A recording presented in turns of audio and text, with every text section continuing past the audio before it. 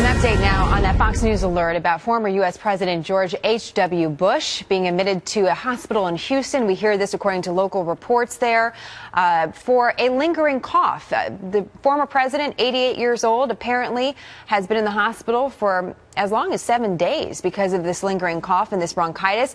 Chief of Staff Gene Beaker telling the Houston Chronicle that this condition is not life-threatening, but certainly something we wanted to share with you. Dr. Manny Alvarez from the Fox News Medical A-Team is here. And Dr. Manny, when you hear this, 88 years old, bronchitis, several days in the hospital, what goes through your mind? Well, listen, it's problematic. Chronic bronchitis can turn into a pneumonia, and I think that's the conservative treatment that the doctors are doing right now, making sure that whatever this is, whether it's viral, probably it is, that doesn't turn into a pneumonia. Pneumonia now becomes really an infection of the lungs, and it really impedes oxygenation, and it could lead to a lot of trouble down the line.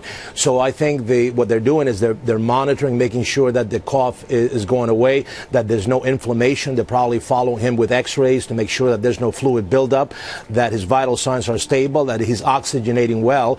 And if they feel that this is just a bronchitis and it's becoming to resolve, that ultimately he's going to be able to go home in a couple of days. Yeah, we're seeing some of the footage, of course, of the former president.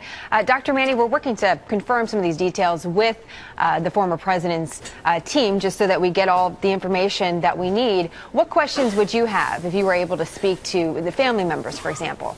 Well, you know, whether or not he's oxygenating well, whether or not he's holding his blood pressure, whether or not he's able to, he doesn't have any oxygen assistance, things like that.